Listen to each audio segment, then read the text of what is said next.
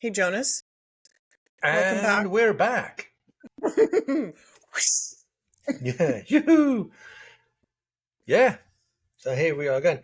I told you, like I said, off mic, off camera, that I would like to go in a little bit of depth on the ANPECEC code of ethics and the process we had for that, like what it's all about, and then the meme. Please do. Yeah, because the I don't think that on the last time we spoke that I didn't really give it the proper presentation. I think so. I think I should go in a little bit deeper, a little bit anyway, because at the end of the day, a code of ethics is the code of ethics of any profession. Okay, so when we're talking our profession, the only thing that we are saying when we started the process of looking at it, when we started building it, if we want to call it that, like if we actually constructed something, because we were in a sense. So that was a process that took us about 3 months between 4, 5, 6 people discussing. And we had, like, there's another association in Spain that's got like dog trainers working with, like, for working dogs, and then obviously for sport dogs. And they have their code of ethics. We looked at the PDTE code of ethics, the Pet Dog Trainers of Europe, and their code of ethics, and then we had a mishmash of them. Then we looked at the IAACB code of ethics, and then so we had a little bit of a base to go from, or take it from, so to speak. But what we emphasized on, I think, was that we're talking about the profession and the professionalism in it, that when you actually say that you are working with something, it is the way you look at it, not the way that the society looks at you. I mean, you could be registered as a professional in some sort, so that the public administration recognizes that, but you could also be a volunteer in shelter work or something like that, and you're actually doing work with dogs and people and all that. And that means that for us, the way we look at it is that makes you a professional when you are exercising that work or that job. So it's not just that you are a professional from this look from the side of society. That is it's more or less that when you are working with something, that you are looked at as a professional in that moment, in that kind of work that you're doing. Now, when that comes in, that means that as a professional, then we put a huge emphasis on that. You have to be qualified for it. Ethically, now we're talking code of ethics. Ethically, you have to be qualified for what you're doing, meaning that you need to have the education for it, meaning that you need to have the practice for it, meaning that you need to, like. And now we're going into when say I go up to a shelter and get asked in to have a look at a certain dog. I don't work with the shelters as any other volunteer going around and doing work for the shelter. What I do is that whenever they've got a dog that, like, they need my opinion on it, my evaluation of the dog, and then set up a plan how to work with it and like that. And I, for an example, I work mostly with fearful dogs. That could be either having an emotional blockage or something like that. It just doesn't come out of it. It could also be like some sort of aggressive behavior and things like that. But I am not a specialist in aggressive behavior in dogs. So if I've got a dog that is more aggressive than, like, expressing more aggressive behavior than, like, I am comfortable with, as a professional, I should realize that and derive that to someone that is better educated, better at it than I am. Now, that is part of the code of ethics as well, that we're putting it on ourselves, the way we work. And the way we work is the way that you have to sort of look at your own your own professionalism on it, your own capability. What are you working with? Okay, and to be honest, when we're working with dogs, we can actually do quite a lot of damage if we're not doing it right. And then there's another part of it, and that is when we're working, like I said before, with people as well. You know, we work with dogs, and we work with humans that are living with dogs. Mm-hmm. Many, we say often that it's not the dog that is the problem, it's the human part, okay? Now, I'm not a psychologist. Yeah. So ethically, I cannot tell them how to rearrange their life, okay? I can give some tips and maybe some directions or whatever, but if I actually think that they have a problem here, I need to derive that to psychologist. You know, I'm not qualified to do that. So that means that I have to, and that the code of ethics ours is putting a lot of emphasis on that part, that we do, as a professional, we do what we are qualified to do. I'm not a veterinarian, which means that many times I tell the caretaker of a dog, like, okay, I think that we are talking about some pain issues here. You should go to the vet. And then when we've got the vet's opinion about it, then we can come back to me, and then we can start talking about it. Okay? That's another point. I am not qualified to do any diagnosis whatsoever when we're going into the vet care. I'm not a nutritionist. I talk a lot about nutrition and what that we should give them to eat.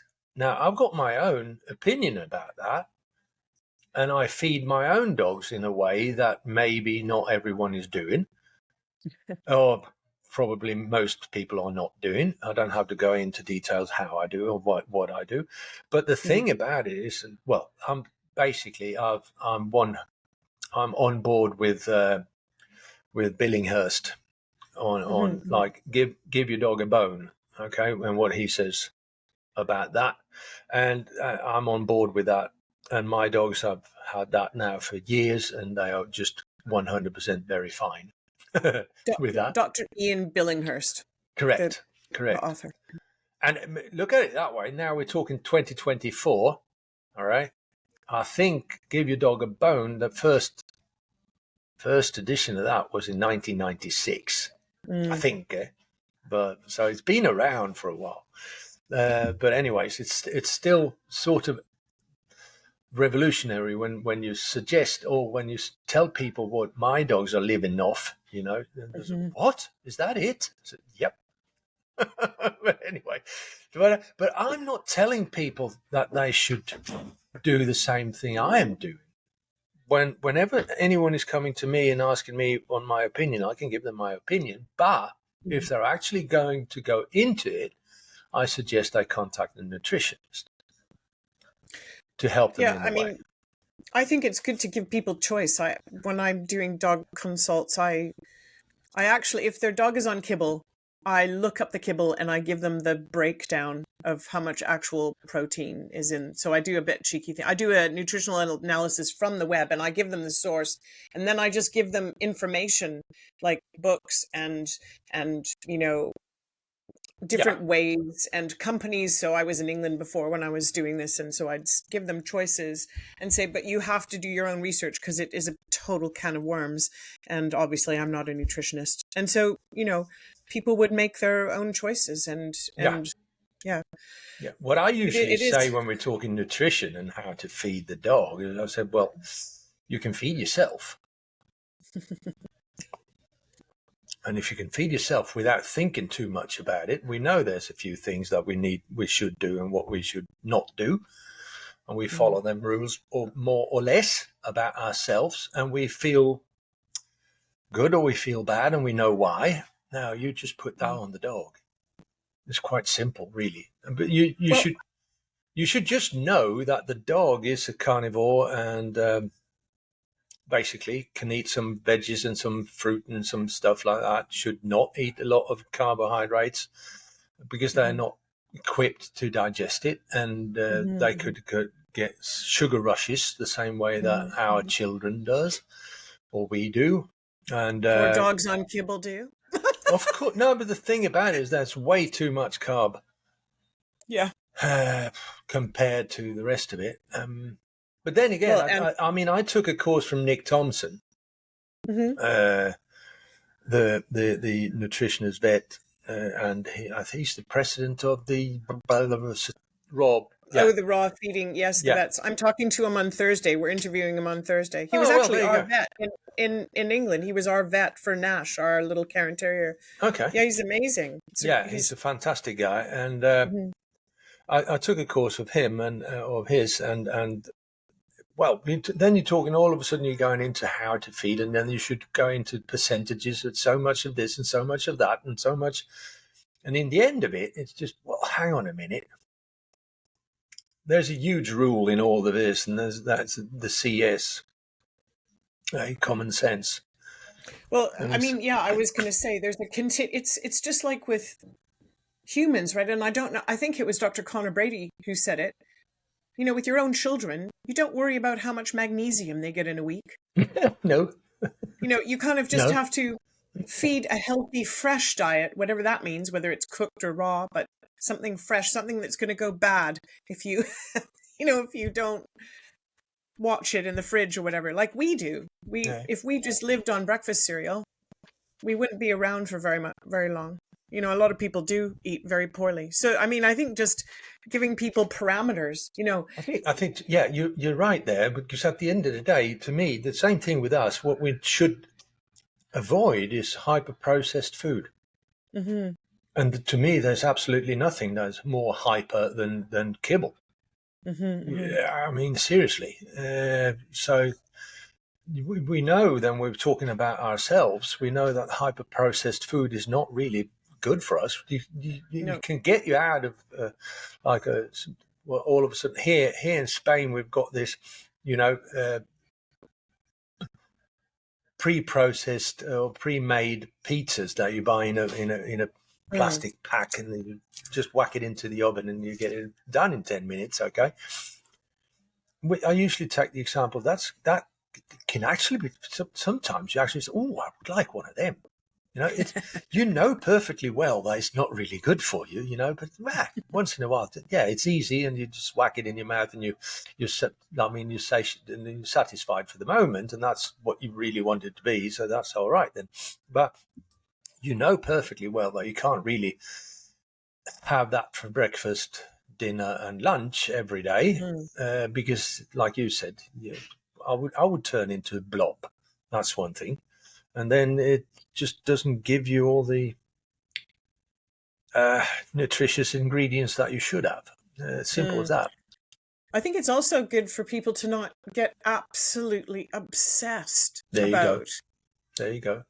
Like, that's why I think Dr. Connor Brady said that, because there's a lot of dog guardians that maybe, their dog is the only being they've ever needed to care for. Yeah, and we overcare. Not any fingers, but you know what I mean. And and they're just worried about everything. And I just think that transmits to dogs, and I don't think it's very healthy for humans to be like that about dogs. But I don't know if you're. I did interrupt you and we started talking about food, and you were on a. Oh, it's all right. I'll drop back in again. Okay. I can tell you what. Here I've done a lot of that, and I actually had a colleagues telling me you should make a T-shirt with that. Since I'm not born in Spain, I'm come up with some strange words sometime, in Spanish. And one of them is despreocúpate. That means basically stop worrying. Mm-hmm. Okay. The thing is, it doesn't really exist as a word.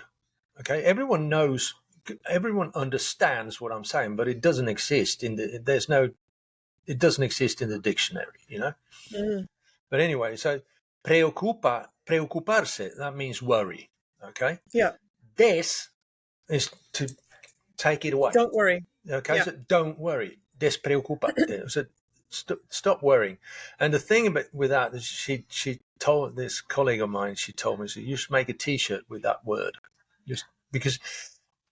And that goes so with anything really. Well, the food is one thing, obviously. They start talking to me when they ask me, so but the thing is, I think that I might have had a little bit less veg than I should have, or whatever. And I said, okay, so, so bleep what? It doesn't matter. To be honest, it doesn't matter, because at the end of the day, we're talking about the long run. It's a question of having a healthy diet over time. You can't stand there, and it's when like a professional athlete are going into. Mike Tyson, before stepping in the ring, like maybe the 3-4 weeks before that, he's having a really, really where they're counting the calories and everything, But are you living like that? No. Do you need your dog to live like that? No. So stop worrying. Stop worrying. The same, but you got the same thing all the time. And like people are like get a phone call all of a sudden. It's, no, my dog was like had this intercourse with there was an interaction with another. Intercourse was another wrong word.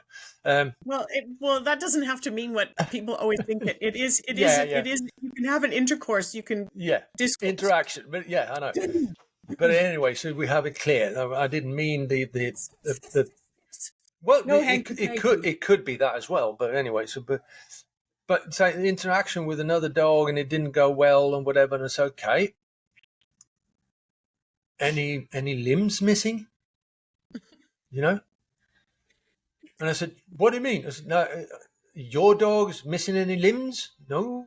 The other dog missing any limbs? No. Do you, the other human? No. Well, okay, fine. Stop worrying. I mean, things happen. We can't walk around and be like, worry about everything all the time. I mean, just if the dog has an interaction with another dog that didn't go well, okay, fine. How does that affect your dog in the long run? That's what we're looking at. Did he have a trauma that you can see affected him over 3 days after? No. Well, in that case, you just had an interaction that didn't go well. Fine. I mean, we could go on a tangent, man, because because that is such a big thing with a lot of behavior and dogs and walking and people carrying that as they go, fearfully worrying. I just met someone the other day who said that she had a new dog and she figured the new dog was worried about big dogs. And so, well, I guess they had one incident, and every time she went for a walk and she saw a big dog, she was worried, and she realized then she was tightening the leash. It's classic. And then the other thing is just, if something's going to happen in the future and you're constantly visualizing it and worrying about it, and it's some kind of like vacation or whatever it is, and your dog's not coming, or, it wouldn't happen in our house, but, and then you're visualizing, well, dogs are psychic, right? I mean, and they're watching you, so they're going to watch everything. So I don't know. We could just go, whoo. Did I? No, but this is the way things go. We might have to do a third one with in mind. No, because what it is I don't know. Did I tell you about the meet I had? Well, it wasn't planned. It was just walking with my gandul.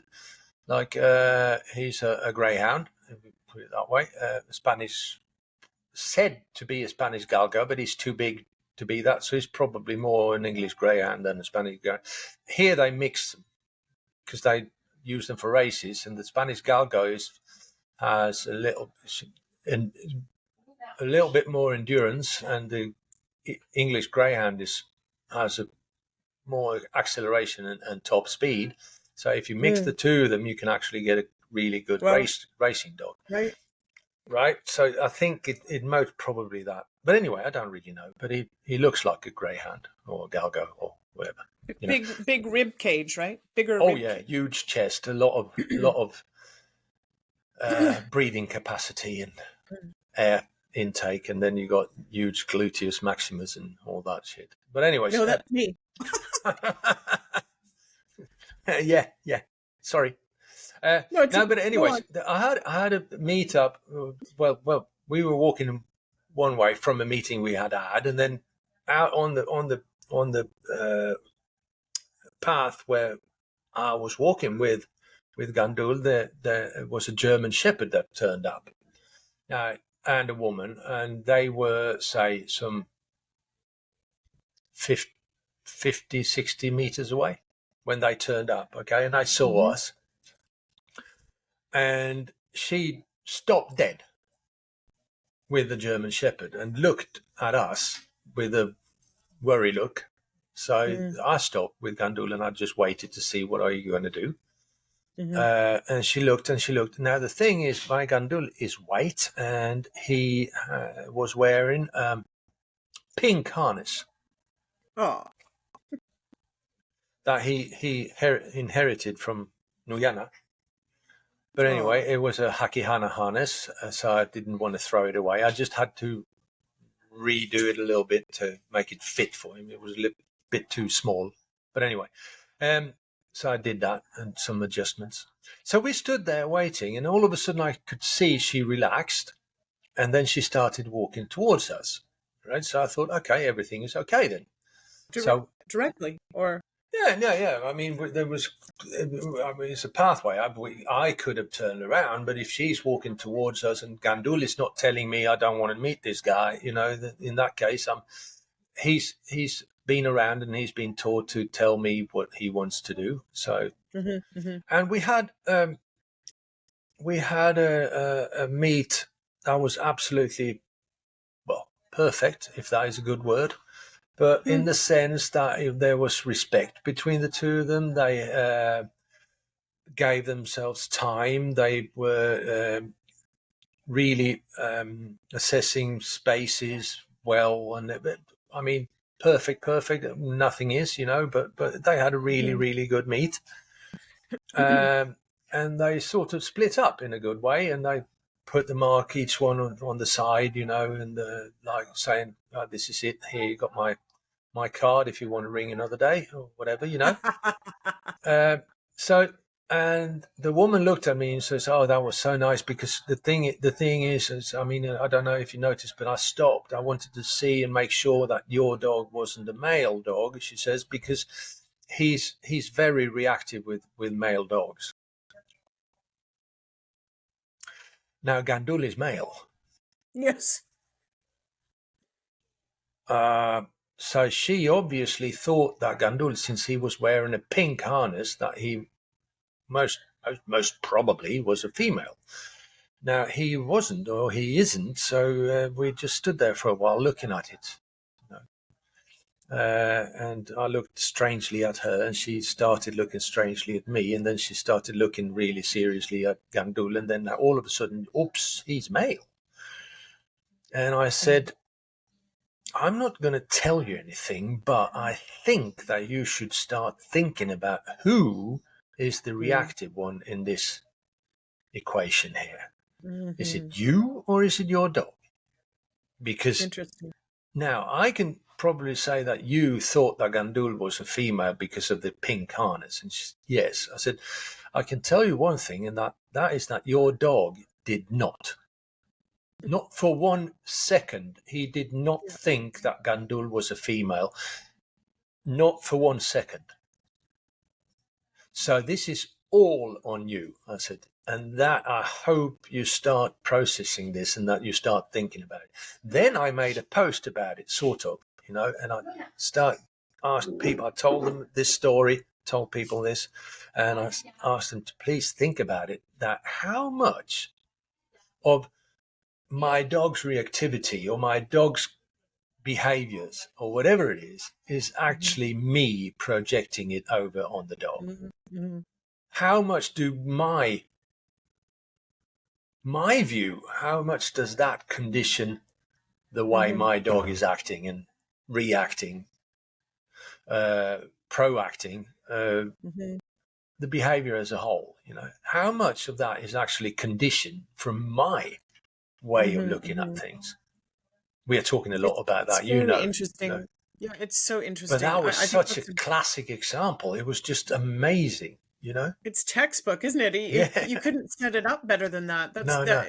It's fabulous. I mean, in fact, that would be a wonderful research paper. I mean, a study if scientists could... Whenever you got a male, have you got a dog that is reactive with male dogs, and then you just put on a dress on your dog, A pink heart, yeah. a pink harness. Yeah. And you don't tell the caretakers, the human part of it. Don't tell Well, them. I mean, some people can tell male dogs from a distance and some people can't. But Yeah. I'm very impressed with Brett, with Peppy, our rescue dog, because he is so good when he's out and about and he sees dogs coming. And Peppy is a little bit, he didn't have much practice when he was young. And Brett actually looks at the people together with the dog, like how the human is being with the dog. And then he might go away, like not decide to try to go past the person. But a lot of the demographic on this island is a lot of women, and the average age is 68. So there's quite a few women walking the trails. Well, this is north of Victoria.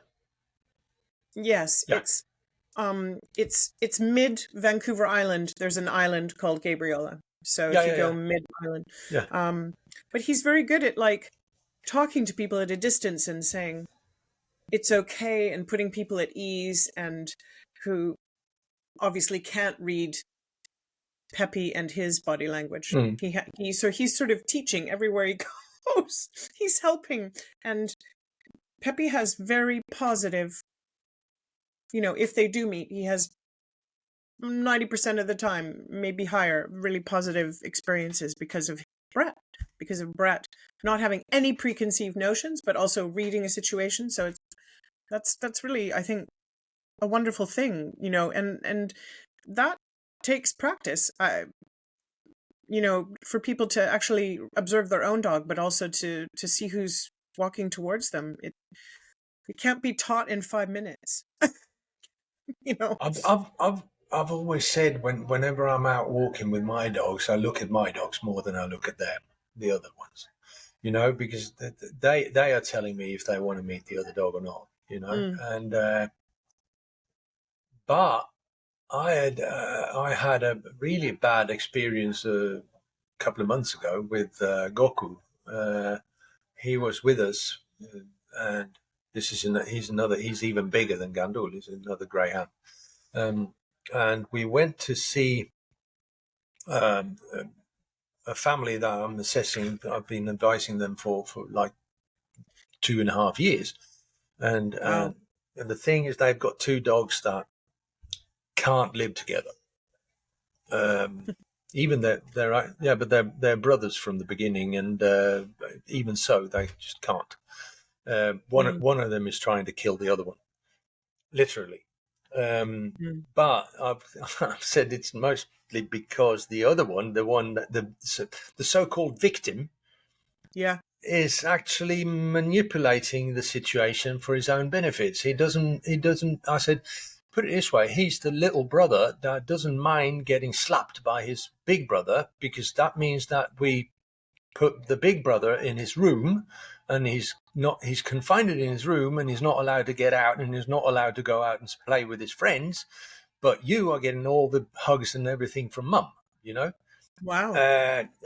So I've said, what I can see here is that, and because he just doesn't stop, and the other one is telling me to back off, and in the end, he said, I've had enough of you bleep, But anyways, so we went there. The thing is, the problem is only between them 2.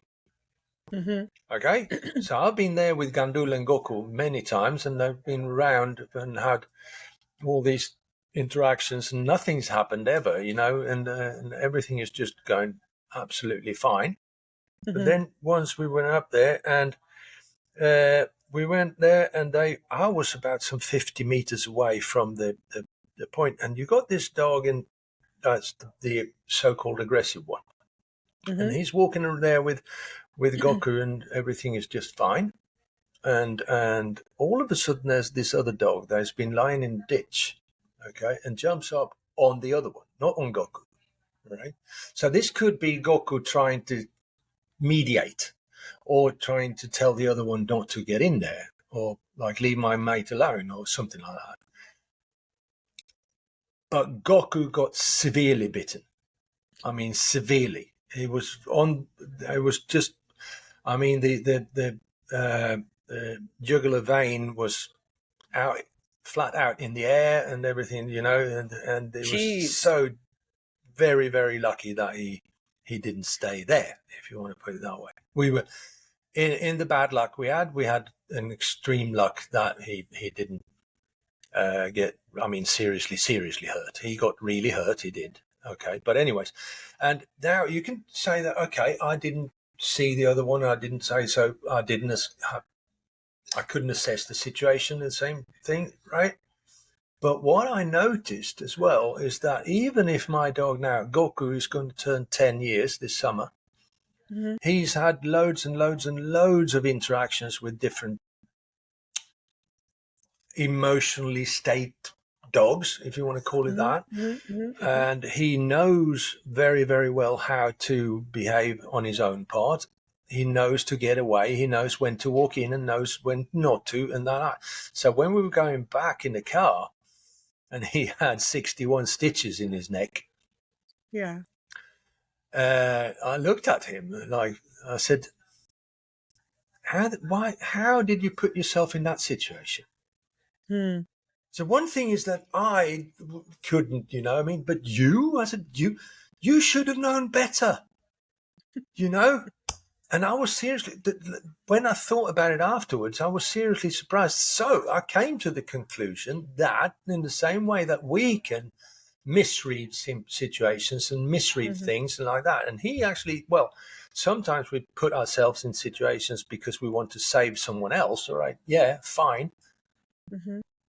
But I thought, I can't really 100% trust you in this one either. As with so much other things. Okay. So since then, now I know that, all right, I can ask my dog when I'm out walking, and this is sort of an advice for everyone, I think. Now I'm putting it all over, and making it a big thing, but we still have to keep an eye on that. We are talking about individuals, and that's very Definitely. that Yeah. is very, very important to make sure that everyone understands. But in general, I would say that even if you trust your dog in these situations, you can't trust him 100% because they can make mistakes the same way we are. And he could be in an emotional state that he's not really set up for assessing the situation correctly, as well as I could be. So just tell me, was the dog that was in the ditch, so you were walking and it wasn't... There was one that it wasn't the brother. It wasn't the other brother. No, it wasn't that one. I was just giving the backstory for why I was there, so to speak. Okay. No, so is it possible that, I mean, I didn't really portray Brett very well because he's also looking at Peppy, but so he's always looking at Peppy and the other, assessing the whole thing. Yeah. So I didn't really set that up properly. But could it be that dogs might make a mistake because, excuse me, and this will lead into how we left off last time, and you can swing around back to Nime as well, but could it be that they're scenting something? Of course. And they're not focused on what's, so they're, or, smelling something in the ground or the air and do you know what distracted. Now we're coming into that. This is what your favorite topic. Yeah. And the thing about it is that,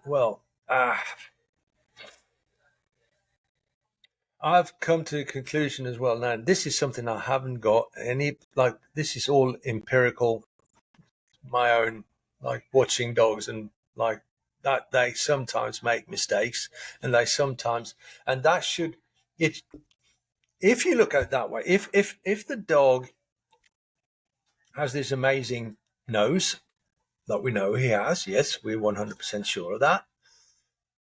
We know that dogs are communicating with each other through scent, with hormones, with pheromones, with, and all that. And now we're getting into the Jacobson's organ and stuff like that. That is actually a lot more important than we maybe thought up to date.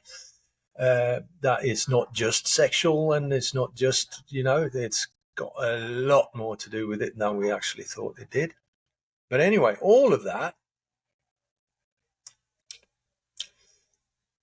can a dog, through the say hormonal or scent markings or whatever it gives away, mislead the other one purposely? Now I'm opening up a can of worms. Now, can a dog try to fool you consciously? I'm saying that the dog can actually put on a mask. Well, coyotes do. Well, there you go then. That means that sometimes it doesn't really matter. Here we go again, right? Can I trust my dog with the other dog? The other dog might not have, he might have put a mask on. He might hiding what he's actually feeling and whatever he's got now. I had this fantastic talk with a colleague on my podcast, the Spanish one, Pongamos, Hablode Perros, about psychopathic, sociopathic, and that kind of behavior in a dog. Now, can a dog be a psychopath? Can a dog be a sociopath? Now, sociopath is something that we've talked about sometimes as well. That is actually doesn't now they debate of that if it as a word like that does really explain what we're talking about. But when we're saying a sociopath, we know what we mean. Okay, we mean a psychopath, but he wasn't born that way. He's been formed that way. Here in Spain, I talked a lot about Santos Saltinas about that. That say these dogs that are supposed to be dangerous breeds or things like that, that we don't let them at all do anything. Basically, they turn into sociopaths because they don't know how to behave. We never let them to. They've never been able to. They don't know how to act. So they just act the way they sort of think is the best way to do it. And that just turns out completely wrong. Like a prisoner would. Yeah. Because of social pain, because of... There you go. There you go. But could also a dog have that? I don't know. But could they have that kind of behavior because of a hormonal balance, because of thyroid, or because of a brain injury, or of course, of course, and we don't. I mean, the average vet, or even as a behavior consultant, we wouldn't think of that right off the bat, would we? We do everything in our repertoire. But the thing about it, at the end of the day, Laura, I don't know. I'm going to give you a couple of examples here and see if you can say, okay, yeah, I've seen that. You got a dog that wants something, and you tell them no, or like in whatever way, but that they want the bone, and you're not giving it the bone, and when they realize they're not getting the bone, they throw a tantrum. They can't handle the frustration at all. They just completely goes nuts. It could be, or go into a stereotype type bloody behavior, like running, chasing their tail or something like that. They go off completely, off limit, way off. They have a way to manage frustration that goes way off the scale. You look at that and say, this dog might have autism. For an example, I can talk about that because my eldest son has autism, so I know I've seen these frustration tantrums. Okay, or that things are black or white. There's no grayscale, right? So whenever you're trying to they just go off completely off the scale, and they react in a way that is just like, hang on a minute. You've seen that in dogs, haven't you? For sure. I mean, we talk about dogs that are hyperactive. We talk about dogs that lack attention. We talk about, hang on a minute. Of course. Why not? They've got a mammal brain. It's the same as ours. So if there's something that gone wrong in mine, it could have gone wrong in the dog, obviously. look at it that way. As a human being, I think I'm so bleeding special that I'm the only one that can have autism, for an example. There's only humans can have that. Come on, get a grip on yourself. Mm-hmm. You know? And obviously, now we're talking psychopaths. Could you have a dog that's born a psychopath? To be honest, we were up in a seminar in Navarra, northern Spain, and you had Michele Minuna came around. Okay, and we watched him for a weekend, which was absolutely amazing. He's a twat. I'm sorry. He's an absolutely fabulous person, but I look at him and I said, "You twat," because he's just disgustingly efficient.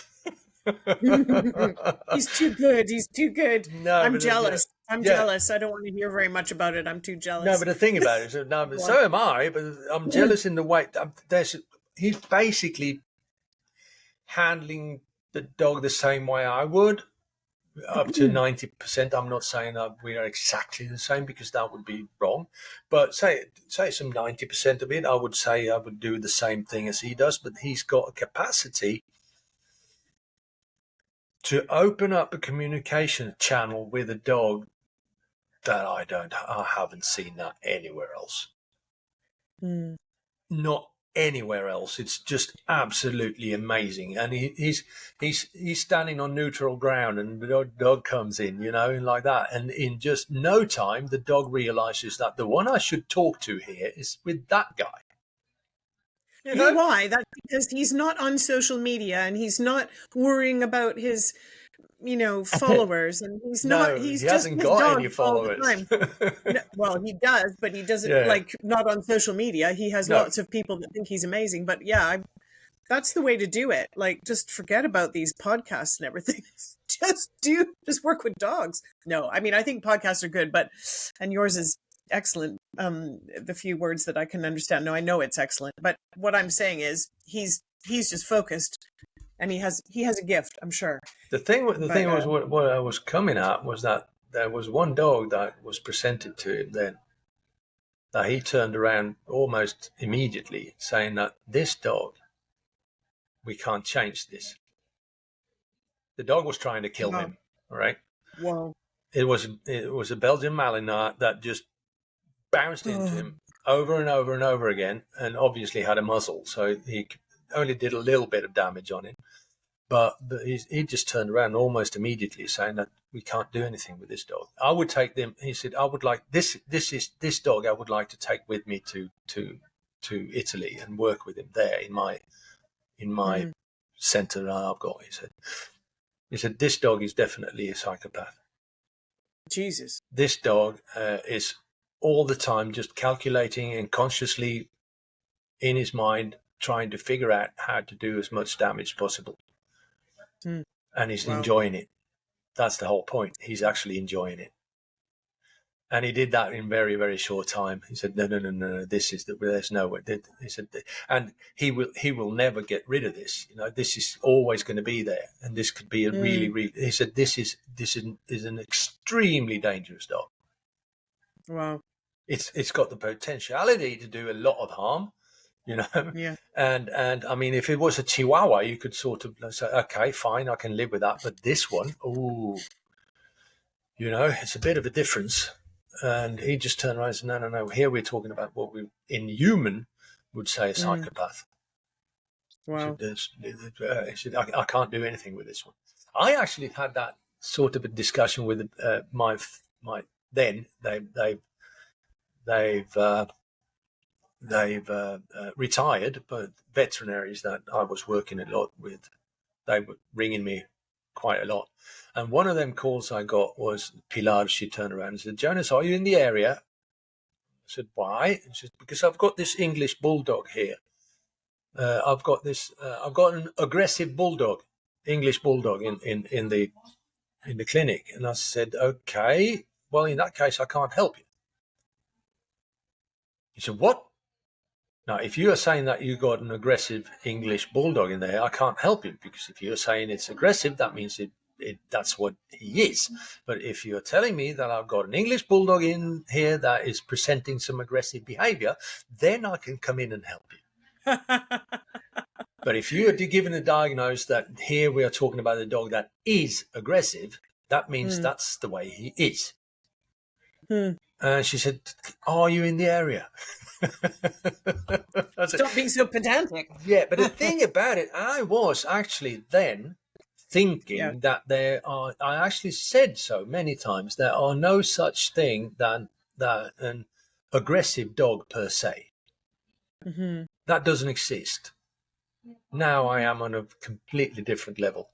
Yes, it does exist. It's not very often you come upon one, but it does exist. I've seen one. We had one in a group walk that came in on a group walk that went off and got himself a stick. Okay, now we're talking competitive behavior because he was inviting someone else, another dog, to compete over the stick. So now we're talking competition and competitive behavior that then can turn into possessive behavior. Fine. All right. Now there's a line to talk about, and then we can go into that. But the thing was that he got the other dog to be interested in the stick. And once he had the dog being interested in the stick, he let go of the stick and he just jumped it. Whack. So we had to break that up. Okay, broke it up, and then we assessed the situation, and we got going again. The same dog picked up another stick, went over, taunting the same dog again. The other dog obviously looked at him and said, "Hang on a minute, I'm not falling for that twice." But he did. As soon as he was interested in the stick, ga-boom, again. So what we had here, we had a dog that was using the competitive behavior, getting the other one to get into the competition. And once he went into the competition, he attacked him. So that was unbelievable. It was a strategy for this dog to get to a point where he could actually attack him. So here we're talking about a dog that is processing the situation to get into. He was not showing any aggressive behavior apart from that. So that was the way that he was using or managing the situation. Okay, I'll go and get the stick. I'll find a victim here. And once I've got the attention on the stick, bang. And it was the same victim. It wasn't other dogs. He went for the same dog. Yeah, because, it's the same thing when anyone is trying to, hang on. I've got this lottery ticket, but I can't cash it in,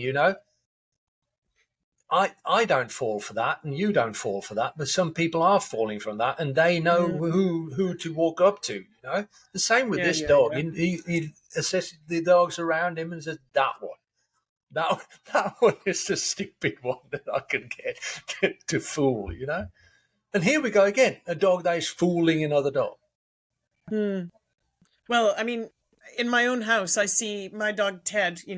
There's still issues. I'd love to talk to you about it off camera and hire you, actually, because we don't know what to do anymore. It got better, and now it's gotten worse again. But we still have a few ideas. But it's our little dog Ted is putting up with too much stress. And anyway, but Ted, the little white dog that Peppy is attacking, he will pick up a toy as a peace offering to change the mood. It's Peppy. Lovely. No, my dog Ted will change the mood of Peppy being at him. Yeah. Offering a toy. Yes. Okay. Offering a toy. Yeah. To try to change the mood. And it almost always works, which is, he will, and if they're playing and the play gets too intense, Ted will jump down and get a toy and bring it up and soften the mood. I've seen it over and over again. Okay. That's the opposite of picking up a bone. Yeah, of course. But it's also thinking, I'm going to change this. I've seen him do it over and over again. Well, they both do it, but Ted does it more. He is actually changing the relationship in a positive way.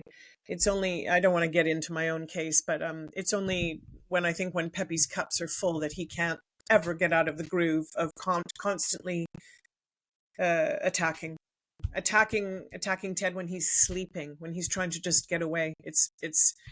He could be one of those dogs that just doesn't get out of the loop. I don't know. Yeah. It's always We can difficult. cut this out too if we want, but Yeah, the thing is, it's always difficult to say anything if you don't not actually see I it. know, I know, But I know. I shouldn't have brought it up, but I no, just no, it made no, me no. think You of. can always. I mean, I won't get into it because there's so many variables here. So Mm-hmm. this is another topic that I'm really, really, really into it, and it's like the theory of chaos. Hmm. You got someone calling me and saying, "No, my dog attacked." This is where I had this case, I mean, and that's where I actually started thinking. So I go back to the beginning of it all on this, Mm-hmm. the theory of chaos. I studied that because I studied economic. How do you say it in English? Econometrics. Econometrics. Economics, Yeah, I did economics, economics. Okay, so economic theory. yeah, But and then you had you're interested. Go on. econometrics. I did that. I have got a Master of Science in that. But anyways, and there you got theory of chaos, talking about like when we're talking different economic formulas and how to explain things, and you have to realize that there's so many variables, very very small ones that can Yeah. turn everything upside down. Okay, Mm-hmm. and you got the same thing in our life, but even in the dog's life. And I had this call came Mm-hmm. in from a girl. Right, she's got this. I think I told you about this, didn't I? In the last time we were talking, that I she don't know. has You better tell me no, but she what has it is. this sort of a Spanish farm dog. Okay, there's like a ratting dog. Those on a farm. It's like in England that you've got the terriers, but here we've got these bodegueros. Okay. Okay, it's Uh, ringing a bell. But But go on. anyway, so what it was she rang me up, and like the dog is like 6 years old, female, sorry. But anyway, she's 6 years old, and she's never had a problem anywhere.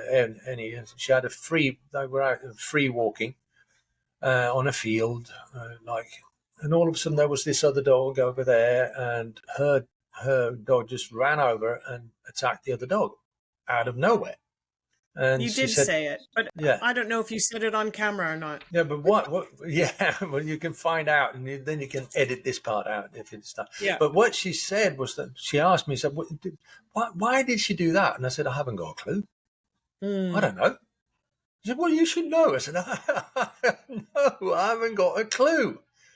I said, "Well, will it happen again?" And here's where it comes to. I said, "Will it rain tomorrow?"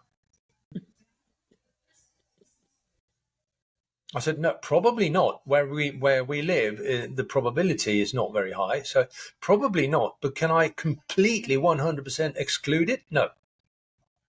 There could be a drop of rain. I can't I totally 100% get it. exclude that. I totally get And it. the I know thing what you're about it saying. is, I said, but what are you talking about? I said, no. And I took this course with Dr. Robert Sapolsky years back, and he went into it a little bit, okay, that we are categorizing things, events that happens and whatever, right? And we put them in small boxes because that's the way we look at things. But the Mm-hmm. thing about it is there's so many small, very small events that's like floating around in the air, and Mm-hmm. they're so small, sometimes we can't even detect them, right? So to be able Mm-hmm. to detect them, we have to put them together and make a bigger mass. Okay, now we've got a ball or something that we could say, and that we put down. Then we put all this down into a box, and we categorize that box with name. So Mm-hmm. the old one is now, why did the chicken cross the road?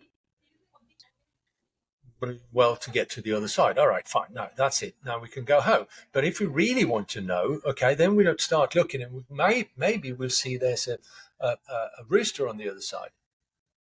Okay, so the chicken she wanted to get to the rooster. Okay, now as an anthropologist, I might turn around and say, no, she lifted up her right leg and turned the pelvis towards like forward on that, and then in the end she had to fall down on her right leg, and that meant that the pelvis turned around, and then the left leg came around, and she came into a movement, and that movement pushed her across to the other side of the road. Now that's one explanation. Does that count as the whole explanation that this is it? No, it doesn't. So okay, so then you got the neurobiologist that turns around and said, well, you see, when she sees the rooster on the other side, then all of a sudden she gets a dopamine kick that starts a huge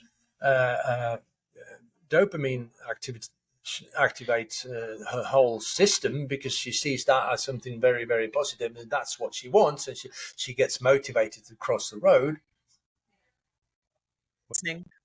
No, but anyways, so what it is that, yeah, okay, fine. Then you got the behaviorist. He turns around and says, no, what it is that she looks at the rooster, and that to her is a positive reinforcement.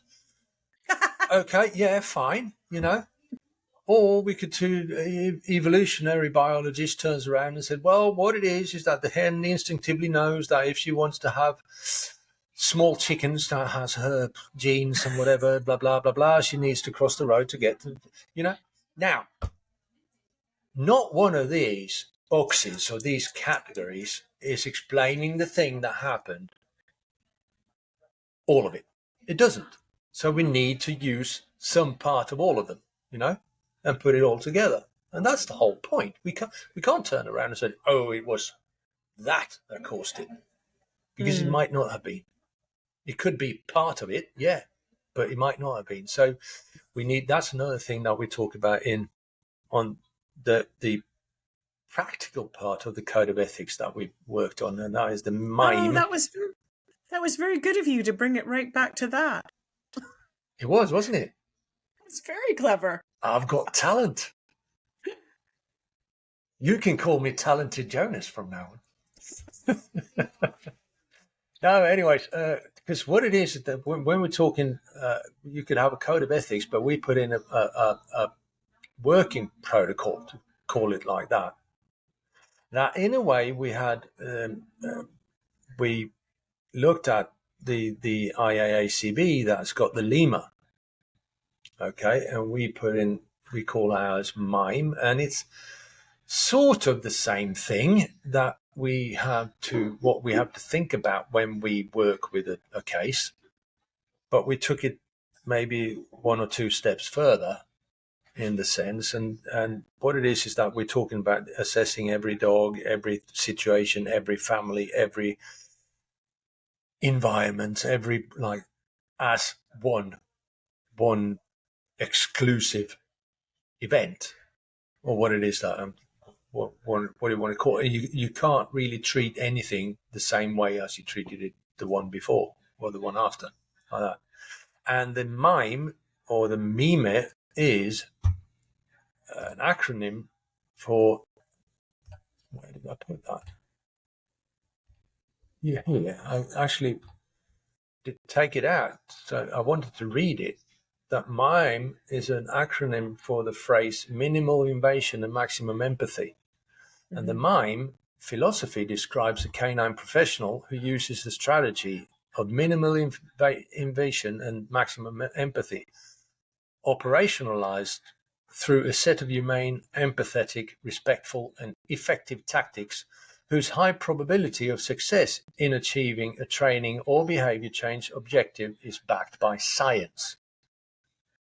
Adherence to MIME also requires that the professional has the appropriate training and skills to ensure that such procedures are reliable. Now, that also takes in a sense that you can't, MIME is, like I said, that moment with that dog, with that human, with that in that environment.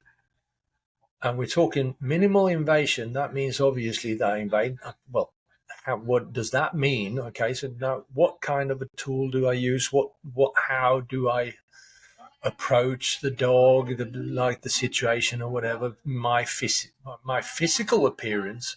That's something I tell people all the time. Just if I go to a home and assess a situation where they called me in for a consultation, the mere presence of me in that home changes everything. Yeah. That is, makes everything completely different. And I have to be aware of that now I'm actually invading the dog. How much of that can I do? Should I push the dog into a corner?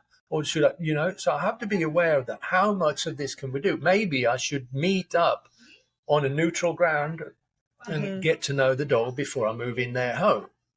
I would say that is something that we should do often instead of just walk straight into the house and say, hello, here am I. And the dog looks, who the F are you? You know, that's one thing. And using the maximum empathy obviously means that taking the dog's perspective from every situation, look at it from the dog's perspective.